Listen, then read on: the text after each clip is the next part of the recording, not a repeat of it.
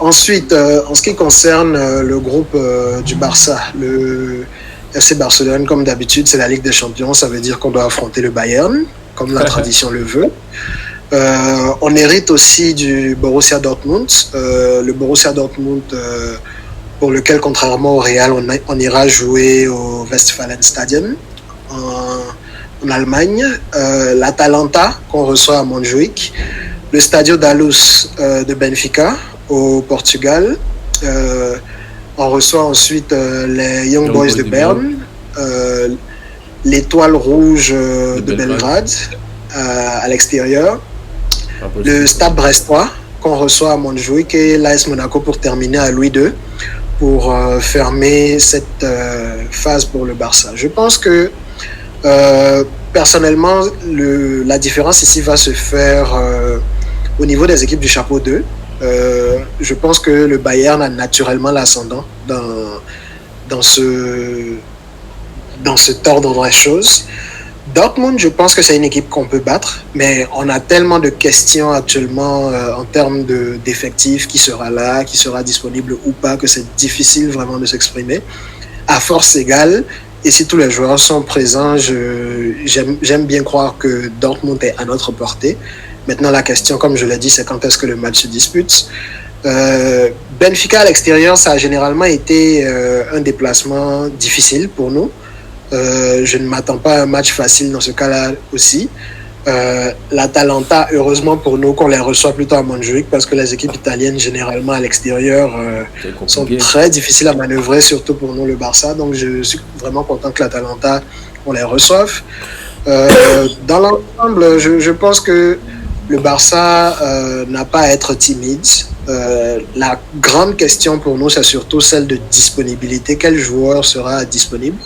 S'ils jouent dans un système cohérent, comme on le voit jusque cette saison, et qu'ils ont un effectif respectable, c'est-à-dire qu'ils n'ont pas de blessures additionnelles, je pense que le Barça devrait, à la limite, être dans le top 10. Dans le top 8, je ne sais pas. Je pense qu'ils peuvent peut-être prétendre à être devant des équipes comme Leipzig, qui était plutôt dans le chapeau 1. Mais est-ce qu'ils seront dans le top 8? Je ne veux pas m'emporter pour le moment. Mais je m'attends à ce que le club soit fermement en huitième de finale. Maintenant, dans quelles circonstances? On verra. Le top 8, ça m'a l'air atteignable, mais c'est plutôt flou vu les questions avec l'effectif actuel. Qu'est-ce que toi tu en penses? Ouais, c'est ça, c'est un peu comme toi. Hein. Vu comment tu as confiance au Real, c'est comme ça que je fais confiance au Barça. Je sais pas si c'est parce que tu es directement impliqué, comme tu l'as dit. Mais je pense que le Bayern à Barcelone, ça ne sera pas facile, mais le Barça peut l'emporter.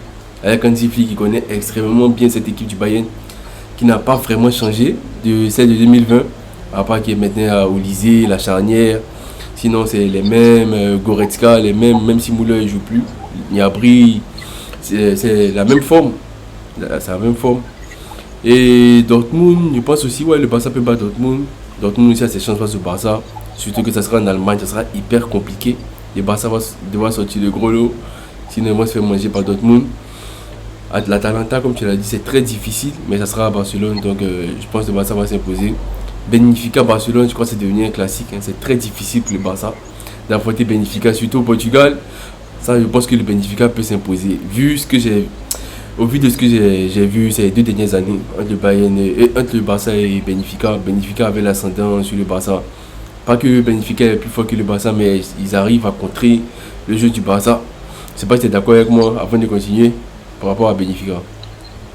Oui, je l'ai dit, le déplacement au Stadio de la Luz est toujours plutôt contraignant pour toutes les équipes en général, mais oui, en ce qui concerne les dernières occasions du Barça, ça a été plutôt compliqué. Je pense que, vu la préparation physique de Flick, ils ont l'air d'être mieux armés pour gérer ce type d'intensité, mais à voir qui sera disponible, à quel moment le match se tiendra. Si tous les joueurs sont là, j'ai confiance. Maintenant, à voir. Parce que c'est toujours une vraie inconnue au Barça. Voilà, et le reste, Young Boy, Monaco et l'Étoile Rouge de Belgrade, je pense que le Barça peut finir dans le Big Four de la compétition, de la phase de la saison régulière, la phase de saison régulière. Le Barça peut terminer facilement dans le Big Four avec City, et pourquoi pas le Real. Donc pour moi le Barça c'est tranquille. Hein. Cette année le Barça ne peut pas se plaindre comme les années précédentes pour dire qu'ils n'ont pas de chance. Il n'y a que le Bayern qui est un pseudo gros morceau pour vous. Sinon le reste c'est largement à la portée du club. Ok, merci pour ton sentiment. Alors, en termes des autres équipes, je pense qu'il y a clairement un groupe, une équipe qui a hérité du tirage le plus intéressant, c'est le Paris Saint-Germain. On note le début de la compétition à domicile contre Manchester City. Ensuite, un déplacement à l'Allianz Arena pour affronter le Bayern Munich. Ensuite, la réception de l'Atlético Madrid de Diego Simeone et Julián Álvarez, avant un déplacement à l'Emirates Stadium pour jouer Arsenal. Compliqué. La réception du PSV Eindhoven, champion en titre des Pays-Bas. Un déplacement pour affronter le Red Bull Salzbourg en Autriche. La réception de Girona, qui a montré hier pour moi qu'ils ont toujours de la ressource. Et ça finit par le VfB Stuttgart. C'est vraiment un programme très chargé pour le Paris Saint-Germain, pour le Paris Saint-Germain, nouvelle version orpheline de Kylian Mbappé. Qu'est-ce que tu en penses? Qu'est-ce que tu attends de cette série de matchs? Et quel est ton sentiment sur la performance qu'on peut attendre du Paris Saint-Germain de Luis Enrique? Franchement, c'est évident, hein, c'est une poule très difficile. Hein. J'en parlais avec mes potes hier, ils me disaient quand tu décides de jouer à la Ligue des Champions, de participer à la Ligue des Champions, tu dois t'attendre à ce type de match parce que c'est pas l'Europa League. Et en même temps, ça me fait un peu de la peine pour pas ce petit Paris, mais qui a plus vraiment cette star qui peut permettre de changer le tempo du match. Mais l'équipe, ça va dans l'ensemble. Les matchs qu'ils ont montrés en Ligue 1, ça va hyper bien pour eux. Et c'est Enrique, en tant qu'un bon tacticien, il est pas mal, il peut gérer ses matchs, mais ça reste très compliqué. Surtout que tu voyages à l'Etihad. Non, tu voyages à l'Emirates et tu voyages à Munich, c'est très compliqué. On a le PSG Atlético qu'on n'a jamais vu, que je rêvais de voir avec Mbappé à Paris, mais malheureusement, on va le voir sans Mbappé. C'est que l'Atlético sera très difficile à jouer à Paris. Avec Manchester City qui vient à Paris aussi. Bon, le PSG peut terminer dans le top 6. Hein. Parce que ça reste très compliqué, c'est Paris avant tout. Paris c'est magique, même si Arsenal c'est très compliqué à jouer. En vrai, c'est ça, c'est compliqué. Hein. Même Gironde, la réception des Gironde, c'est pas évident. Hein. Mais je pense que Paris va s'en sortir. Ils vont pas aller au barrage, ils vont finir dans le top 6. Bon. Les équipes qui peuvent les terrifier, ça sera le Bayern, bien sûr, Man City et l'Atlético. Ils peuvent gagner, même ça sera difficile. Ils peuvent gagner l'Atlético, ils peuvent gagner Arsenal. S'il décide de jouer vraiment au football Enrique connaît, je vois pas pourquoi Paris ne serait pas qualifié d'office. Et toi, qu'est-ce que tu penses de cette poule-là, Ziza? Je trouve que c'est de loin le tirage le plus difficile et le plus intéressant. Est-ce que Paris va terminer dans le top 8? Je ne sais pas, mais je pense que c'est peut-être une erreur de penser que c'est un petit Paris qu'on aura cette année. Je pense que ça va être surtout une équipe décomplexée. Ça faisait longtemps que Paris n'avait pas joué avec un 11 de joueurs entre guillemets sans statut. Je pense que quand tu avais un joueur comme Mbappé, il y avait toujours un genre de désir de le prendre en dehors de groupe et de lui donner des possibilités qui ne sont pas celles du reste des 11 joueurs. Je pense qu'en Ligue des Champions, ça fait partie des prérequis pour être une équipe qui a du succès. Il faut pouvoir être compact, il faut pouvoir tous jouer dans le même sens. Et je suis très curieux de voir ce que Luis Enrique va concocter pour cette équipe du Paris Saint-Germain. Je pense que ça risque d'être difficile aussitôt dans la saison de jouer des équipes comme Manchester City ou Arsenal. Pour moi, ces deux matchs-là, surtout Arsenal, ce sera à l'extérieur. Et Manchester City, ça risque d'être l'entame de la compétition. Je suis pessimiste pour ces deux matchs-là.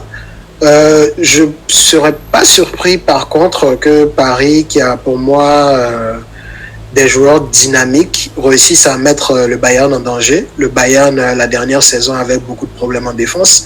Paris aussi, d'ailleurs, pour moi, a quelques questions côté défensif.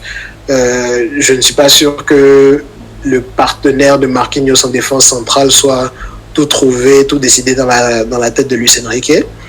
Donc, on verra bien. Je trouve que c'est un groupe vraiment passionnant. Je pense que Paris sera en huitième de finale. Est-ce qu'ils seront dans le top 8? À voir, parce que c'est vraiment un parcours difficile.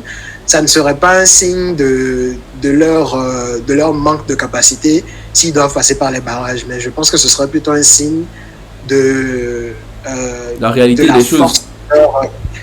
Non seulement ça, mais surtout de la qualité des équipes qu'ils auront eu à affronter. Donc, toutes les choses, le classement final n'est pas censé refléter la capacité ou la force de chaque équipe, mais surtout la force aussi des équipes qu'elle aura rencontrées. Donc, en l'occurrence, je ne serais pas surpris que Paris ne soit pas initialement dans le top 8, rien qu'à cause du rang des équipes qu'ils auront affrontées. Donc, à voir, ça va être un baromètre plutôt intéressant, mais c'est bien aussi parce qu'ils seront situés assez tôt dans la saison sur leurs forces et leurs faiblesses. Les années précédentes, Paris faisait partie des équipes qui étaient très souvent, parce qu'ils sont toujours champions de France, tête de série et qui recevaient une poule à leur portée. L'an dernier, ça a été la première où ils ont été dans une poule assez difficile. Si je ne m'abuse, avec Newcastle, le Milan AC et le Borussia Dortmund. Et jusqu'à la dernière journée, Paris aurait pu se faire éliminer en Europa League. Donc, on verra bien ce que ça donne cette année. Pour moi, c'est toujours intéressant d'être dans ce type de groupe pour avoir une meilleure idée de ce que son équipe vaut tôt dans la saison et pouvoir ajuster sur la deuxième partie de saison. Donc, ça va être vraiment intéressant.